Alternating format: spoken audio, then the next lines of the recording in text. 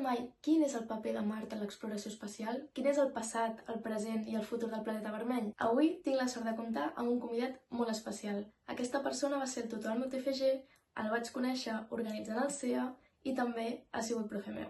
A l'episodi d'avui m'acompanya en Miquel Sureda, físic, doctor en enginyeria aeroespacial i divulgador científic. Comencem.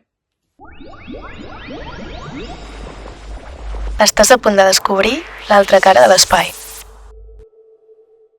Bon dia, Miquel. Moltes gràcies per acceptar gravar amb mi. La veritat és que em fa molta il·lusió. I a més, sí que vaig tenir molt clar des del principi que quan vaig pensar en fer un vídeo sobre Mart havia de fer-lo amb tu, així que aquí estem. Moltes gràcies a tu per convidar-me. Volia preguntar-te una mica, abans d'entrar en matèria, d'on creus tu que ve aquesta fascinació pel planeta vermell una mica i què hi estem fent ara? Bé, el planeta vermell ha sigut un punt en el cel que ha cridat l'atenció de la humanitat des de sempre, des de molt abans de que poguéssim fer-hi ciència, de que s'inventessin els telescopis, bàsicament perquè destaca respecte a les estrelles, òbviament, i també respecte als altres planetes per la seva vermellor i també perquè té un moviment retrògrad que és molt fàcil de veure, no? Per tant, des de l'antiguitat se sabia que era un cos molt especial. A mesura que van passar els anys i ens acostem ja a finals del segle XIX, principis del segle XX, que comencem ja a tenir telescopis potents, és quan realment comencen a fer observacions i comencen a intentar treure conclusions ja més científiques. En aquella època, a principis del segle XX, es genera una situació molt interessant en la qual un astrònom italià que es diu Schiaparelli cobreix una sèrie de línies que ell ho registra en un paper i parla que hi ha com una sèrie de canals i hi ha un equívoc, no?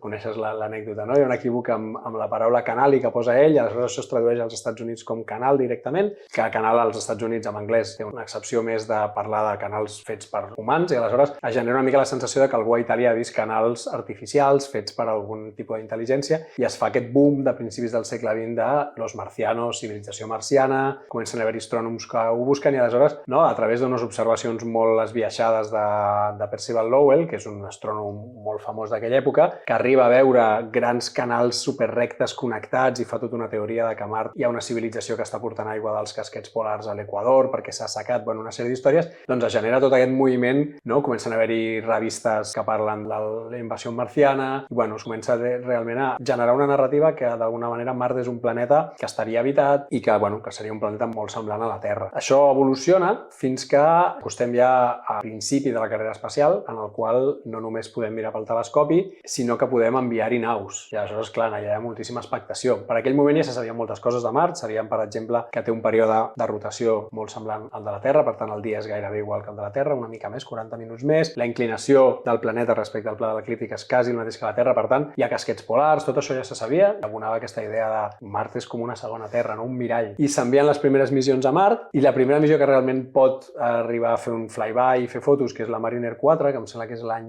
65, doncs és un gran xasco. És un superxasco perquè envia una sèrie de fotos que demostren que Mart en realitat s'assembla més a la Lluna que a la Terra. És ple de cràters, desert gelat d'alguna manera, sembla. Això contradiu una mica aquesta idea de civilitzacions fent grans canals, que en aquella època ja es posava molt en dubte, però I aleshores, a partir d'aquest moment, canvia una mica la idea ja d'intentar trobar marcianitos i començar realment a dir, anem a aprendre sobre el planeta en si, sobre la formació del sistema solar, la búsqueda de vida, un munt de coses, i aleshores es fan moltíssimes missions des d'aleshores, de tot tipus. S'envien orbitadors que estan donant voltes al voltant del planeta, fent fotos, prenent dades amb sensors radar, el que sigui. S'envien landers, que són bitxos que aterren i que es queden quiets per fer mesures, i després s'envien rovers, que no només aterren, sinó que són robots que poden moure's amb rodes per al planeta i aleshores anar on interessa. I amb aquestes grans missions que s'han enviat, doncs ara mateix Mart el coneixem molt bé. És un planeta que tenim moltíssima informació sobre les seves característiques físiques, geològiques, sobre la seva formació, sobre la seva evolució, i el pas en el que estem ara, d'alguna manera, és aquesta búsqueda, de vida, que al final, jo tinc la teoria, que sempre tots els que ens dediquem a l'exploració espacial, d'alguna manera, si tires una mica, sempre quasi tot el que fem té a veure amb aquesta búsqueda de vida fora de la Terra, que és la gran cerca que ens queda ara des del punt de vista de l'espècie. Exacte. O sigui, ara que parlaves d'això, al final un dels grans objectius és trobar evidències de vida passada a Mart. Quines són aquestes evidències que s'estan buscant? Per mi el gran objectiu és trobar vida present. O sigui, jo no descarto que Mart pugui tenir vida. Jo crec que això no es descarta. El que passa és que fins ara el que s'han trobat són aquestes evidències de vida passada. Si mirem una mica cronològicament com hem anat evolucionant la cerca de vida a fora de la Terra, al llarg del sistema solar, un dels punts més importants és precisament a Mart, no? En l'any 96 s'envia una missió que és la Viking 1 als Estats Units, que és un lander, un aterrissador, és el primer aterrissador que ho aconsegueix, se n'havien enviat diversos però no ho havien aconseguit. Imagineu-vos, és un dispositiu que aconsegueix aterrar I aleshores, des de Terra, en contacte ja amb l'atmosfera marciana i amb el terra marcià, s'havien dissenyat una sèrie d'experiments que pretenien realment decidir, o sigui, arribar a que poguéssim saber si Mart en aquell moment, o sigui, en el present, té vida o no. Eren uns experiments, bioexperiments, per trobar evidències de vida. Què va passar amb aquests experiments? Que resulta que els resultats van ser no concloents perquè un d'ells, que de fet em sembla que va ser el primer que va arribar al resultat, va donar que sí. Va donar positiu, el qual era un bombazo, però després van haver-hi diversos més que van donar que no. Aleshores, hi havia una contradicció entre aquests resultats, hi ha moltíssimes teories, hi ha gent que segueix sostenint que potser hi ha vida perquè aquell primer experiment va donar positiu, hi ha gent que opina que el fet que els altres donessin que no invalida el primer, sigui com sigui, el que va posar en evidència en aquell lander i el que va passar amb aquests experiments és d'alguna manera que trobar evidències de vida no és tan fàcil. És a dir, si tu estàs a la Terra tens molt clar què busques i com ho busques, però anar a l'espai amb un robot i fer experiments que siguin concloents és bastant complicat. I com que la pregunta és tan important i com que tenir falses esperances o fals positius és molt heavy, aleshores jo crec que el que s'ha fet és bàsicament intentar aparcar aquesta pregunta. I fa molt de temps que no estem buscant evidències de vida, a no ser que algun dia una de les càmeres d'un rover gravin a un enanito, a un marcianito verd que passi per allà, però en condicions normals el que estem fent ara, com comentaves, és buscar evidències de que Mart en algun moment, perquè el present és una mica més difícil, però en algun moment va tenir les condicions necessàries perquè pugui tenir vida. És una pregunta més fàcil de respondre. Això s'ha fet en base a diverses missions, però la que ha jugat un paper més important és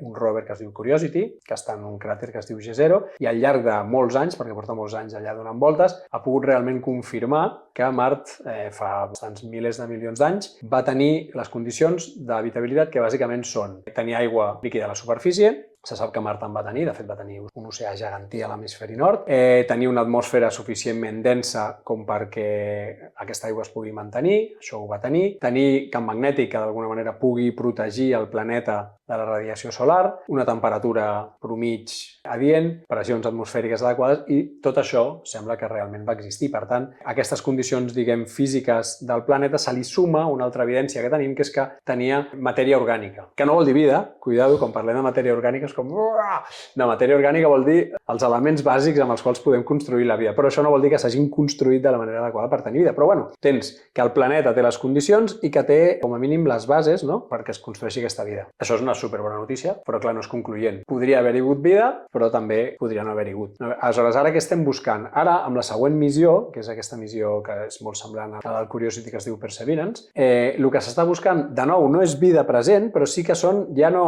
restes d'habitabilitat, sinó restes de vida. Que algunes roques tinguin restes que nosaltres, marques o un tipus de coses que indiquen com material fòssil, que nosaltres a la Terra identifiquem amb restes de vida. Per tant, estem dient, si fa 2.000 milions d'anys, 3.000 milions d'anys hi havia les condicions per haver-hi vida, anem a buscar en aquestes roques que han quedat d'aquella època si hi ha signes que ens diuen si efectivament en aquell moment va haver-hi vida. Jo, com et deia, vaig una mica més enllà. Crec que en algun moment serem capaços de buscar vida present. Què passa? Que a la superfície és molt difícil que ara mateix hi hagi vida, perquè les condicions a la superfície ara mateix no ho permeten, o creiem que no ho permeten, no?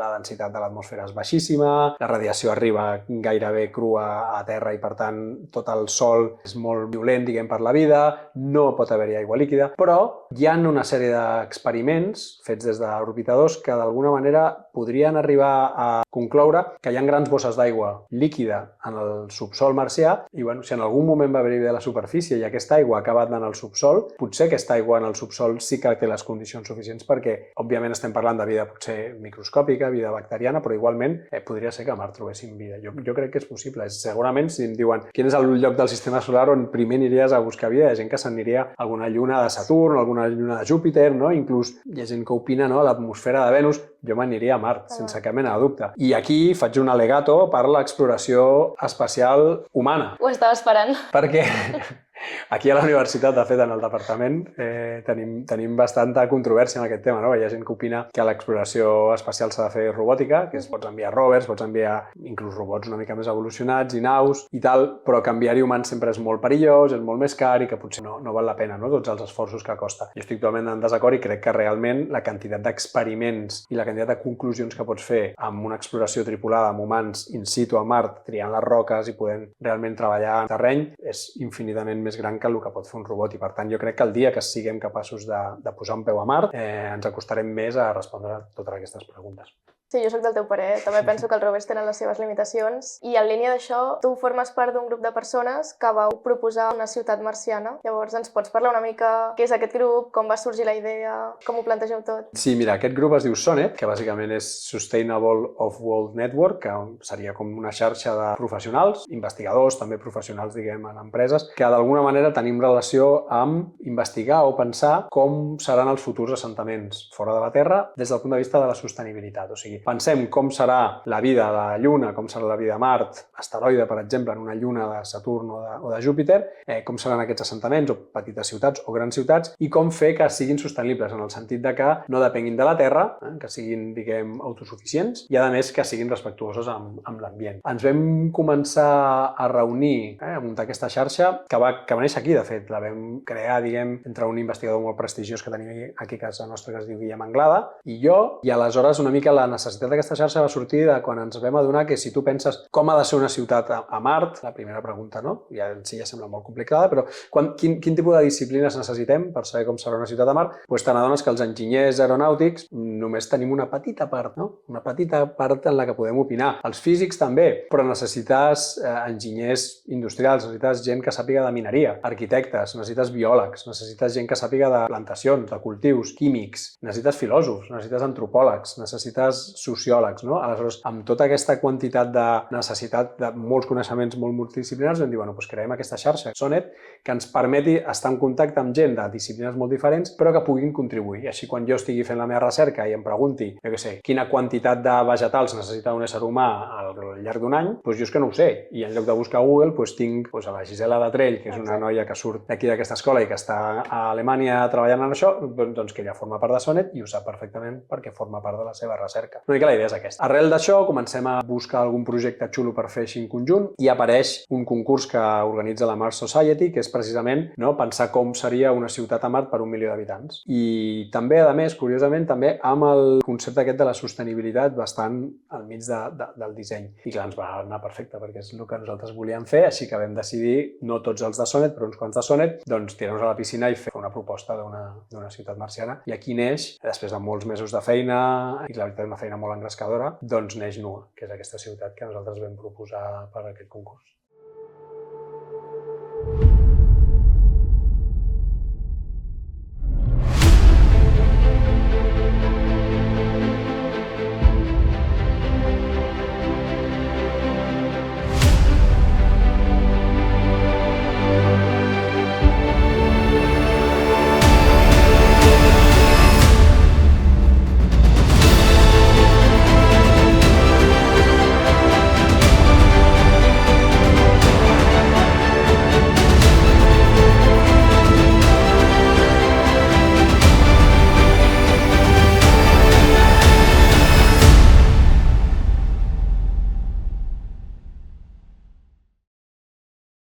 Al final, dissenyar una ciutat té molts reptes. Hi ha algun repte així clau que et cridés molt l'atenció o alguna cosa que potser no consideréssiu en un inici i que us adonéssiu després que sí que era molt important?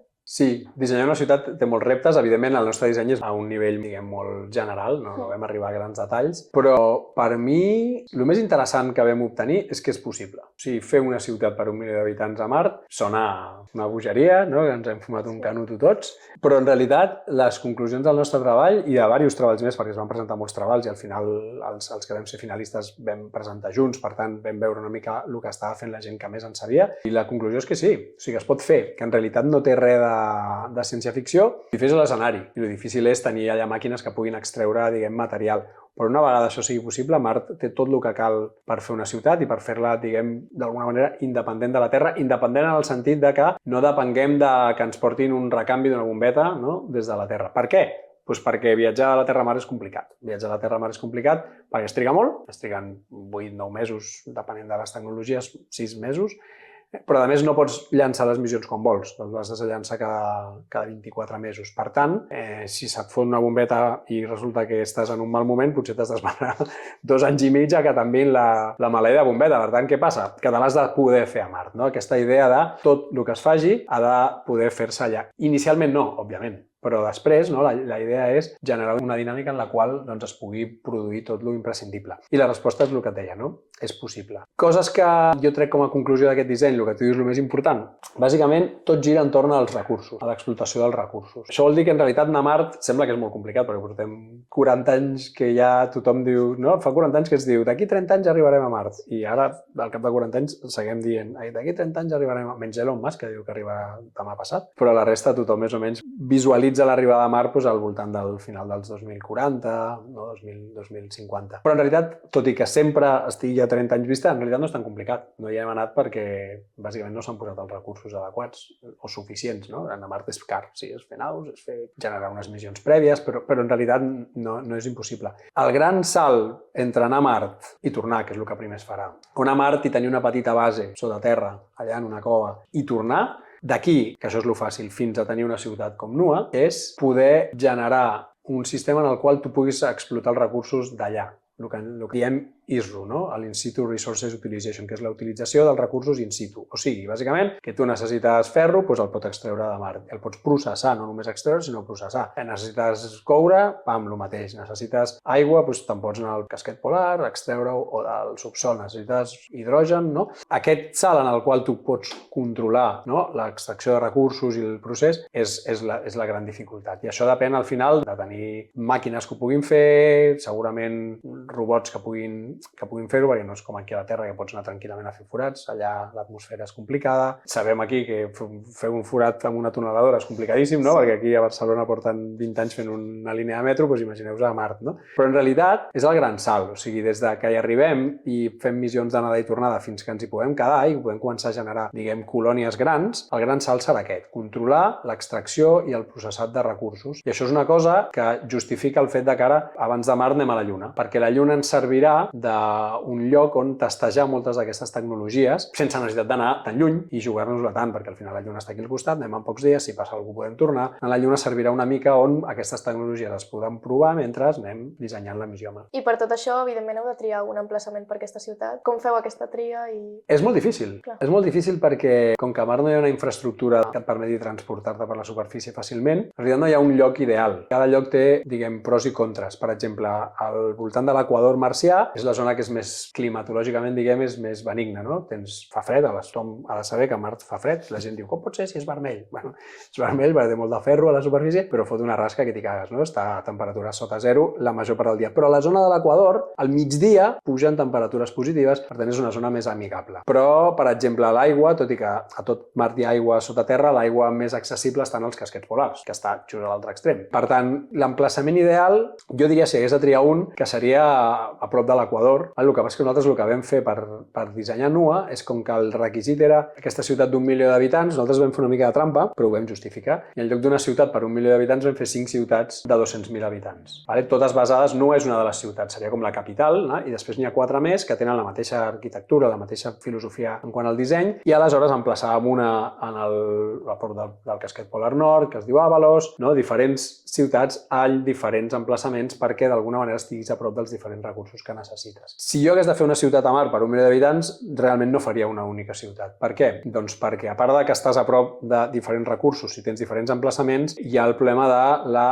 resiliència, o sigui, dit d'una altra manera, les redundàncies. O sigui, si tu tens 1 milió de persones posades en una ciutat a Mart, penseu que a Mart l'atmosfera no es pot respirar, ¿vale? No només perquè no hi ha oxigen, sinó perquè la densitat és baixíssima. Fa molt de fred, la radiació és molt perillosa. Per tant, qualsevol ciutat marciana depèn al final d'un sistema de suport vital que t'ha de produir l'oxigen, ha de produir el menjar, ha de fer que la temperatura sigui l'adequada, la pressió sigui l'adequada, no? I això ha de funcionar perfectament. Si per lo que sigui falla, tens 1 milió de persones que no tenen on anar. I no pots simplement fer el que fem en els avions, que és exactament el mateix. Els avions són una petita atmosfera habitable a una gran alçada, no? I què passa quan es trenca una finestra i allò falla? Doncs et penja una mascareta i llavors a Mart no tens 1 milió de mascaretes, a més que et durin durant mesos fins que et venen a rescatar. Per tant, és molt difícil pensar que una sola ciutat en si mateix és una bona solució. N'has de tenir vàries perquè en el cas de que hi hagi una fallada catastròfica puguis evacuar la gent a les diferents ciutats, no? És una de les raons per les quals jo no triaria només una localització, sinó que en triaria diverses. I ara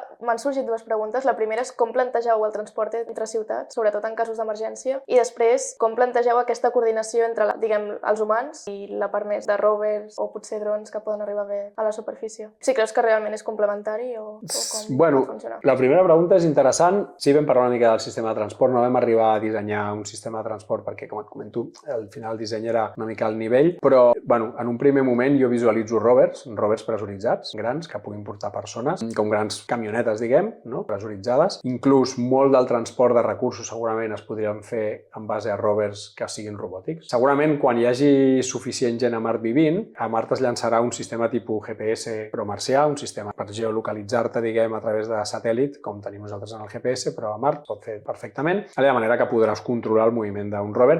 Això té coses fàcils i difícils a Mart. La difícil és que Mart no té carreteres i té, diguem, a vegades orografies una mica abruptes, però el bo és que no trobaràs amb ningú. No necessites semàfors. Per tant, pots generar una ruta relativament estable i molt difícilment allà apareixerà algun problema. Per tant, aquests rovers automàtics podrien encarregar-se del moviment de mercaderies. Les persones jo crec que també es mourien en rovers. S'ha dissenyat també d'alguna manera la possibilitat, no jo, però he vist dissenys, la possibilitat que hi hagi sistemes més semblants a trens. I després, una de les coses molt interessants que s'està investigant molt és si a Mart es pot, de fet tu en saps una mica perquè vas fer un treball de fi de grau que estava relacionat amb això, no? Si a Mart es pot volar.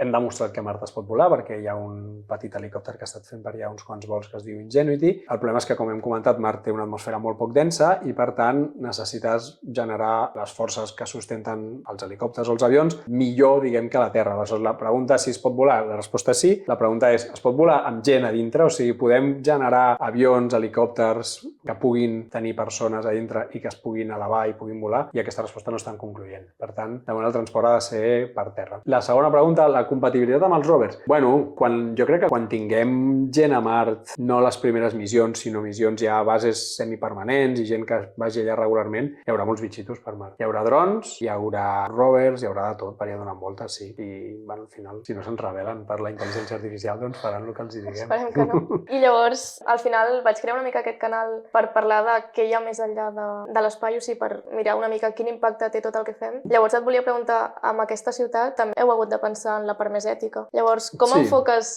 tota aquesta vessant més ètica quan planteges el disseny d'una ciutat? Perquè parteixes de zero, vols repetir potser el model que tens a la Terra, vols millorar coses, i també com explotes els recursos. Ho fas d'una manera salvatge, no? Sí, això és fonamental. Com vam treballar en NUA, el disseny inicial de la ciutat, en aquest concurs que he comentat abans de la Mars Society, això va sortir una mica tangencialment. Havíem de parlar d'aspectes socials, havíem de proposar, diguem, un model social, un model econòmic, un model de relacions amb la Terra, que això és un altre tema. Que penseu que si en algun... Jo crec que no és un sí, sinó quan, perquè passarà. Quan Mart tingui ciutats i tingui milions d'habitants, començarà a haver gent que naixerà a Mart, hi haurà marcians que naixeran a Mart, gent que no coneix la Terra. Inclús podem arribar a pensar, això ja a un llarg termini, que la gent evolucionarà i crearem una altra espècie biològicament adaptada a Mart. I tot això, d'alguna manera, portarà que les relacions de la Terra i Mart es compliquin, perquè, clar, la gent de Mart dirà per què s'ha de decidir, no? Les decisions importants suposo que se seguiran fent des de la Terra, perquè és qui ha enviat les missions i doncs hi haurà segurament un conflicte, no? On la gent de Mart dirà nosaltres volem la independència, entre cometes, perquè som un planeta llunyà i no estem parlant d'algú que està al costat, estem parlant de moltíssims milions de quilòmetres, no? Per tant, aquest aspecte és important. Més quant als aspectes ètics, és molt complex. Jo, quan treballàvem amb NUA, vaig encarregar una mica de tots aquests aspectes més socials i tal, i em vaig posar molt happy flower. Ja que estava allò escrivint allà i al final vaig investigar una mica i no hi ha moltíssima recerca sobre aquests aspectes, vaig imaginar-me, no, com un planeta com Mart et pot imposar aspectes que facin que la societat sigui una mica diferent a la de la Terra. La primera raó és el que tu comentes, que és molt important, és començar de zero. És una nova oportunitat i, per tant, té cert sentit pensar que es poden intentar fer les coses diferent. L'altra cara de la moneda és que al final els qui anem allà som els mateixos que anem d'aquí. Per tant, portem les nostres misèries i les nostres coses bones amb nosaltres. Però jo sí que crec que, evidentment, començar en un lloc de zero és una oportunitat per fer-ho millor. I és fàcil fer-ho millor del que ho hem fet. Però és que, a més, el propi planeta té una sèrie de coses que fan que la vida allà hagi de ser diferent necessàriament. Per exemple, quan tu estàs, com he comentat abans, vivint en una ciutat on necessites 100% que tot funcioni com un rellotge, perquè si falla alguna cosa realment pots deixar de tenir aire per respirar o menjar, o qualsevol fallada catastròfica, doncs està gairebé tothom mort immediatament, necessites d'alguna manera cedir una mica la teva part individual, el teu individualisme, que al final és el que impera ara mateix en la nostra societat, com a mínim l'occidental, en el segle XXI, i cedir una mica per la col·lectivitat, en el sentit d'anem a treballar una mica pel bé comú, no? Perquè aquesta ciutat, si no estem tots aquí totalment implicats, doncs no funciona. Això es veu molt a l'espai. A l'espai és un clar exemple on molts dels conflictes que tenim a la Terra no són tan importants. L'Estació Espacial Internacional és un molt bon exemple, no? Ara mateix, des de fa 3 anys, no? Ja? O quan va començar la guerra d'Ucrània. Bueno, Sí, alguna cosa així. Europa i els Estats Units ha trencat totalment relacions amb Rússia i això ha afectat a l'espai. Hi ha moltes missions espacials que eren compartides que no s'estan podent tirar endavant bé perquè no podem compartir cap mena d'informació amb Rússia. Però, en canvi, l'Estació Espacial Internacional, que hi ha, bàsicament, americans i russos, i de tant en tant algun europeu i algun canadenc per allà i algun japonès per dissimular, però són 50-50 americans i russos, allà no han tingut cap conflicte, perquè no se'l poden permetre. O sigui, jo no sé si s'insulten per lo bajini, però que l'estació ha de funcionar com un rellotge i, per tant, els conflictes no existeixen o com a mínim es deixen de banda, doncs és així, no? Aleshores, crec que a Mart succeiria una mica això. I després el tema dels recursos, no? Ja he posat sobre la taula que la clau és poder explotar aquests recursos, extreure'ls i processar-los, però això encara ho aconseguim, seguirà sent més difícil que aquí. Per tant, els recursos a Mart sempre seran escassos. I això farà que la nostra relació amb l'entorn sigui molt més respectuosa. Vale? S'ha de cuidar molt més. Cada litre d'aigua que aconsegueixes és or. Tu allà no pots malgastar aigua, s'ha de reciclar el 100% de l'aigua. I el mateix amb quasi tot. No? El concepte de reutilització ha de ser extremadament eficient i allà no pots fer servir res que no sigui imprescindible. Una mica més d'austeritat al final porta, no? Que d'alguna manera això també va totalment en contraposició amb com estem nosaltres construint el nostre model econòmic i social en aquí. Per tant, són aspectes que poden generar una societat una mica diferent. Tot això és el que en el seu moment vaig escriure quan vam fer-lo de Nua, però em va quedar un run-run una mica de dir, això sona guai, no? Però té sentit o no? Perquè al final és el que dèiem, no? Al final som nosaltres mateixos. I aleshores, des d'aleshores, he estat fent una mica de recerca, compaginant la recerca normal amb aquesta recerca, que és estudiar una mica això, pensar en diferents models sobre com seria la nostra expansió per al sistema solar, com serà, no? I des d'aspectes ètics, i al final una mica la conclusió que he arribat és l'experiència a la Terra ens diu que quasi sempre que hem hagut d'arribar a una nova frontera i establir-nos ho hem fet d'una manera molt similar, que al final arribem, fem en principi anada i tornada una mica per veure si som capaços d'arribar i després ja es comencen a fer missions on m'hi quedo. Estic parlant el mateix dels primers que van al Pol Nord, no? Els primers que van a l'Antàrtida o els primers que han anat a l'espai, no? És com primer són missions molt curtes, després comences ja a mirar com quedar-t'hi i al final, una vegada comences a controlar els recursos allà és quan realment pots assentar-te i quedar-te. I normalment quan comences a controlar els recursos és quan la cosa explota, comença a arribar gent que vol fer negoci i aquí és una mica on la meva conclusió és que falta legislació. O sigui, si volem assegurar des del present en el futur aquesta expansió que farem pel sistema solar, per Mart, per asteroides del cinturó d'asteroides, diferents mons del sistema solar a la Lluna mateix, doncs que aquesta expansió sigui ètica i sigui sostenible i sigui respectuosa, necessitem imposar una sèrie de lleis, un marc normatiu que impedeixi que els grans ricachons del món que veuen l'espai com el nou Far West, no? Podem imaginar-nos a l'Elon Musk i el Jeff Bezos amb un barret de cowboy, no? Allà, vamos a ver. Doncs, bueno, s'ha d'evitar que puguin fer el que els doni la gana. Que per una altra banda aquesta gent està emputxant molt. Sí. Està ajudant a que aquest procés s'acceleri, però clar, a costa de què? Ells tenen objectius, ells estan gastant molta pasta en això i no, aquesta gent no és tonta, per tant, tenen objectius, no?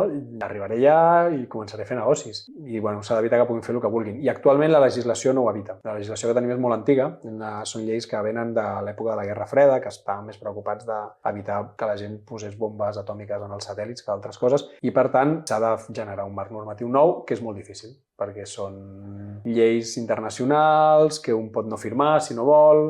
Per tant, és complicat, però és fonamental. Així que des d'aquí faig una crida que tot el món que està veient aquest vídeo surti amb pancartes al carrer per reclamar que es refagin les lleis del Tractat de l'Espai Exterior per assegurar una expansió sostenible. Justament t'anava a preguntar per aquest tractat i per les lleis que hi ha. Llavors, tu creus que hi ha un moviment suficientment fort per, diguem, fer que hi hagi aquests canvis? O a dia d'avui ets molt pessimista? Sí, jo soc pessimista perquè no només no hi ha un moviment social, òbviament no hi ha. Perquè quan jo ara ho he tan broma això, però realment part de la meva divulgació és conscienciar que en el futur passarà això. O sigui, en el futur hi haurà gent vivint a Mart. Mart serà un planeta independent de la Terra. Hi haurà gent vivint a la Lluna. La Lluna serà un continent més de la Terra, es considerarà Ara la Lluna d'aquí 30 o 40 anys, o potser 50 anys, serà un lloc on la gent anirà a fer ciència, com ara l'Antàrtida, anirà inclús a fer turisme, estarà aquí al costat i formarà part de la Terra. L'espai d'aquí 100 anys serà una cosa superdiferent a com ens imaginem avui. Hi haurà moltíssims negocis a l'espai i serà molt més accessible. Ja ho és cada vegada més, però hi haurà tot el que en diem l'economia de l'espai en el sentit de moltíssimes aplicacions en òrbita. A la Lluna hi haurà fàbriques que faran satèl·lits que es posaran en òrbita terrestre perquè és més fàcil llançar-ho des de la Lluna. Mart es convertirà en un port franc on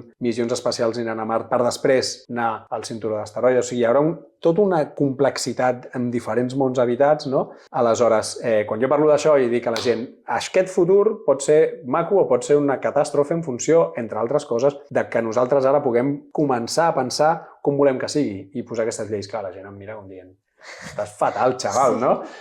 Però és una realitat. Per tant, moviment social no hi ha. Però s'ha de posar sobre la taula. Però s'ha de posar sobre la taula. Moviment en el món de la gent de l'espai que ens dediquem a l'exploració espacial, òbviament hi ha. El que passa és que hi ha gent molt poderosa que ja està fent les coses de la seva manera. Actualment, per exemple, no existeixen uns tractats internacionals que determinin com ha de ser aquesta expansió. Sí que hi ha una mica de marc normatiu que diu que tu no pots arribar a l'espai i quedar-te amb recursos perquè no són teus, però és massa ambigu, s'ha de filar molt més prim, no?, per evitar-ho. Aleshores, què passa? Que, per exemple, la NASA tornarà a la Lluna en 10 anys, més o menys, una cosa així, ells diuen que en 4 o 5, però tornaran 10, no? Amb una missió que es diu Artemisa, l'Artemis, doncs ara està generant una cosa que són els Artemis Accords. Bàsicament han dit, com que no hi ha lleis que diguin com hem de fer això, no? Quines normes ètiques i bàsiques han de regir la nostra tornada a la Lluna, perquè ara ens hi volem quedar i volem començar a fer experiments i agafar recursos i tot això, com que no hi ha una llei que ho digui, jo proposaré uns acords que m'interessen a mi i aleshores qui vulgui que s'hi adhereixi. I com que la NASA és el xèrif de l'espai i tota la resta doncs anem de cul, menys Xina i Rússia, doncs quasi tots hi ha moltíssims països que s'hi han adherit, moltíssims. I no només a Europa com a bloc, sinó Espanya, Itàlia, no ens hem anat adherint. Inclús països que no tenen indústria espacial també s'hi han adherit, no sé molt bé per què. Però el fet és que ara els Artemis Accords aquests tenen no sé quants països, moltíssims, i d'alguna manera és com la NASA diu, bueno, jo decideixo, qui vulgui que vingui amb mi, però la gent diu, bueno, aquest és el jefe, vaig amb ell, i bueno, això és el que està passant ara, s'estan generant com uns acords alternatius que no són realment lleis. Aleshores, com es pot promoure que hi hagi una legislació que protegeixi? No ho sé, perquè clar, el problema és aquest, no?, que són tractats internacionals. Primer s'ha de veure qui els promou. La ONU s'ha de veure, no? S'ha de generar un organisme com la ONU, però que s'encarregui d'aspectes de l'espai. En el cas que això fos possible, i inclús es fessin grups de treball i amb els anys es poguessin redactar una sèrie de normes, després els països poden no adherir-s'hi, el mateix que passa amb els congrés aquestes pel clima, no? Que si Xina, els Estats Units i tal no firmen, aleshores ja queda en paper mullat. Aleshores, bueno, és complicat. Sí, soc pessimista, però de tota manera seguirem. Llavors, no m'agrada gaire fer aquesta pregunta perquè crec que acabem perdent el focus del que és important, però te la faré igualment. Clar, tu ara deies, si hi ha països que no signen aquests acords, implica que ells també segueixin com un altre camí. O sigui, tu creus que ara mateix hi ha com certa competició una altra vegada per veure qui arriba primer a fer determinades coses i al final això ens fa perdre una mica l'objectiu de dir realment anem a fer exploració i no una altra vegada barallar-nos?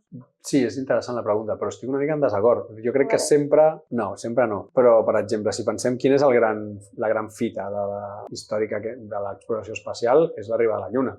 L'arribada a la Lluna, tenim aquí el coet del Saturn V amb el que vam arribar a la Lluna, l'arribada a la Lluna no respon a un interès científic. Sí, ja va respondre en el seu moment a una cursa, no?, per veure qui arribava primer entre els Estats Units i la Unió Soviètica. Per tant, ja ha passat, no?, que realment el que hem de tenir en compte és que en el seu moment arribar a la Lluna o ara tornar a la Lluna o en el futur anar a Mart és extremadament car. Molt menys car que els budgets dels exèrcits de molts països. Això també ho he de dir, que l'espai al final sembla que és el més car del món, però els països gasten molts més diners en temes militars. Però bueno, dintre del que és els números d'un país, doncs són missions molt cares. Aleshores, aquestes missions, si l'únic incentiu per anar a Mart és fer ciència, doncs no s'hi va, perquè ningú posarà els milers de milions de dòlars que es necessiten. En el seu moment es van a la Lluna perquè es volia fer ciència, però sobretot perquè els Estats Units i la URSS volien guanyar aquesta cursa, ser els primers en arribar per demostrar la seva superioritat tecnològica.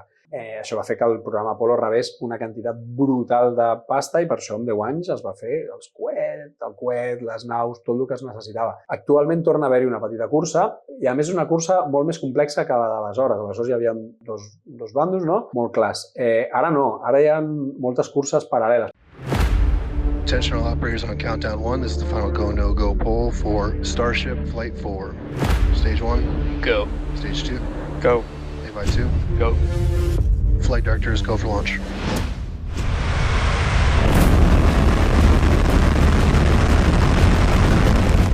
We have liftoff. En l'actualitat, un dels factors diguem, que fa que tot l'escenari de la indústria espacial canvi és l'aparició d'empreses privades. Històricament, les empreses privades sempre han participat en les missions espacials, però han sigut més com a contractors, o sigui, les agències espacials o els governs definien unes missions i definien com volien que fos, inclús feien part del disseny, i aleshores contractaven empreses perquè fabriquessin allò. Actualment, això ha canviat. Hi ha empreses que fan els seus propis dissenys, les seves pròpies naus. Potser la NASA, per exemple, contracta l'empresa d'Elon Musk de SpaceX perquè li faci una nau, però no li diu com l'ha de fer, només li diu el que vol que faci. I, a més, no li compra el disseny, sinó que li compra o fa servir una de les seves naus, però, en aquest cas SpaceX, per exemple, pot fer servir aquesta nau per el que vulgui. No només hi ha SpaceX d'Elon Musk, sinó que hi ha Blue Origin, a la Xina també hi ha empreses privades. I què passa? Que aquesta aparició fa que ells també tinguin interessos. I, a més, no tenen agendes tan complicades com les agències espacials, perquè les agències que depenen de pressupostos de països, o en el nostre cas de la Unió Europea, tenen molta complicació. Quan hi ha canvis de govern, el rumb canvia, coses que s'estaven fent s'han de deixar de fer, molta negociació al Congrés dels Estats Units o entre els membres de la Unió Europea, i això fa que tot sigui molt més complicat, molt més burocràtic. Les empreses van per feina i estan demostrant que poden fer dissenys molt més ràpid amb molts menys diners. Què passa? Que aquestes empreses són les que estan dient, bueno, nosaltres també volem anar a Mart. Volem anar a Mart, volem fer el nostre propi coet, ja us el deixaré si vols, i volem, a més, anar a Mart per fer-hi coses, perquè serà molt car.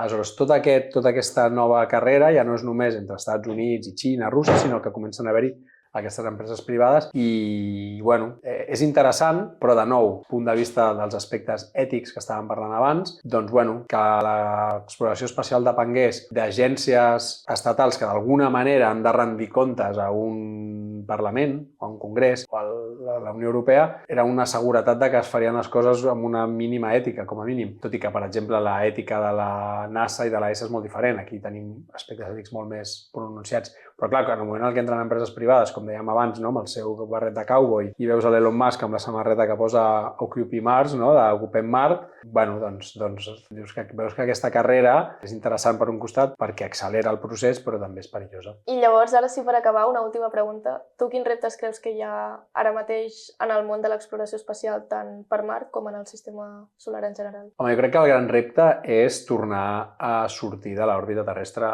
o sigui que els humans tornem a sortir de l'òrbita terrestre. Hem de pensar que des de l'any 72, que va ser l'última de les missions Apollo que van a la Lluna, l'únic que hem fet, els éssers humans, diguem, com a astronautes, és anar a l'Estació Espacial Internacional, que està a 400 quilòmetres d'alçada, o sigui, està més a prop que Madrid. Quan passa per aquí sobre la ISS, està més a prop als astronautes que la Ayuso, no? De fet, l'altre dia va haver-hi una missió de SpaceX, precisament, que va arribar una mica més lluny, no? I deien, des de fa 50 anys o 52 anys no havia arribat ningú humà tan lluny. És una mica trist, hem de pensar que la Lluna està a 400.000 quilòmetres de distància i ara anem a 400, sense el 1.000. O sigui, portem molts anys molt aturadets aquí a l'òrbita terrestre i hem de sortir. I, evidentment, és car i, sobretot, és perillós. Per això es fa tot tan lent i tan bé. Però hem de generar una dinàmica en la qual, doncs això, el que et deia, no? L'arribada a la Lluna, que serà els pròxims anys, sigui, diguem, un punt en el qual comenci la cosa a ramificar-se i aquestes missions tripulades puguin concatenar-se i perdre una mica la por. Òbviament, sortir a l'espai és perillós. No només perquè els coets són perillosos, les missions ho són, sinó perquè la radiació, per exemple, no? Està molt de temps a l'espai és perillós, no sabem molt bé com serà anar a Mart i estar 8 mesos en una nau exposat a la radiació. Aspectes psicològics, hi ha moltes incògnites, molts interrogants, que fa molta por i quan són, com dèiem abans, la ESA, la NASA, que ho han de fer, els fa molta por la ESA o la NASA que es mori un astronauta, perquè a nivell, perquè els hi tallen una mica, no? La financiació, tenen, diguem, un equilibri molt complicat, però s'ha de fer i per això també m'agrada i em fa por l'aparició de les empreses privades, perquè aquestes eren per feina i no tindran aquests escrúpols, que el qual pot ser un problema, però també és veritat que, bueno, doncs, sí, assumiran que hi ha riscos, igual que sempre ha passat, i no sé, la gent anant al Pol Nord es moria igual. I en el Pol Sud també. Que no dic que ens hem de morir, però vull dir que al final estem parlant de arribar a l'última frontera. I arribar a l'última frontera, històricament, sempre ha sigut difícil i sempre ha sigut perillós, però sempre ha valgut la pena. I, evidentment, quan un planteja arribar fora de la Terra, també aquí es fa una tasca de formar aquests enginyers o enginyeres o professionals que acabaran formant part de tot això. Llavors, tu quin creus que ha de ser també el paper dels docents, investigadors o les universitats en general en tot això? Creus que es tracta prou també aquest aspecte més ètic, més enllà de la part tecnològica o tècnica? Creus que s'hauria d'afrontar més des de les unis? Bueno, jo en parlo, però sí, és difícil. De fet, ara, spoiler, aquí fem un adelanto. Nosaltres aquí al departament hem generat una assignatura d'ètica aeroespacial, una assignatura optativa que segurament serà... Bueno, la vam fer l'any passat, ja tenim tot el temari fet i tal, però encara no l'hem començat a impartir. I tracta, el que fa és tractar casos pràctics, o sigui, fa, no sé, l'accident del Challenger, no? Diferents tipus no només tan espectaculars com una explosió, sinó problemes laborals en un entorn, diguem, de recerca, i aleshores és una assignatura molt basada en el propi treball dels estudiants i el propi debat. Sí, efectivament, se'n parla. Hem de pensar que històricament, per això també quan al principi de l'entrevista parlava de que em va tocar pensar en la part més social de NUA i no en sabia gaire, perquè en aquests entorns acadèmics, inclús en empreses tecnològiques, aquesta part més ètica o inclús tot el que té a veure amb les ciències socials, amb els aspectes més antropològics, sociològics de l'ésser humà, queda molt lluny. I això és un error, perquè al final entraríem en un altre tema, però si algun dia vols que en parlem, no? La ciència té ideologia i la ciència està totalment barrejada en una societat en la qual les persones fan les coses des del seu punt de vista, els diners et venen, fonts de financiació que et venen, diguem, no sempre, a vegades amb contrapartides, publiquem en revistes que tenen una línia editorial i, per tant, pensar que la ciència està per sobre de tots aquests aspectes és un error. Però molta gent, jo crec, sobretot gent jove, quan surt de la carrera, no té aquesta idea de no, nosaltres, científics, no? Vivim en un món ideal on els números són els números i 2 i 2 són sempre 4 i no hi ha res a dir. És molt més complicat, no? I això és una cosa que la vaig aprendre. Jo vaig estudiar comunicació científica a Londres i allà vaig aprendre realment tot el context, no? Social i filosòfic inclús que hi ha darrere del desenvolupament de la ciència, i és molt interessant. I això és una cosa que és important tenir-ho present i que a vegades s'oblida i aleshores veus que estem desenvolupant eines com la intel·ligència artificial, per exemple, que ja ho he dit abans, però és que és un tema que em preocupa, i te n'adones que al final hi ha gent que comença a treballar en això sense realment pensar en els aspectes més ètics i complexes a nivell social que hi ha darrere, perquè total és un desenvolupament científic o tecnològic i no ens hem de ratllar amb aquestes coses, ja ho faran altres, però no és veritat. O sigui, jo crec que no podem separar, no? Aquestes dues parts, que es fa des de nens, ciències o lletres, no? I en realitat és molt més complexa. I sí que és veritat que segurament des de la universitat això es tracta poc. Però és des de la universitat i és des de tot arreu. Jo crec que inclús en les escoles, ja et dic, les empreses, cada vegada hi ha més comitès d'ètica en les empreses, però costa. I és una tasca important.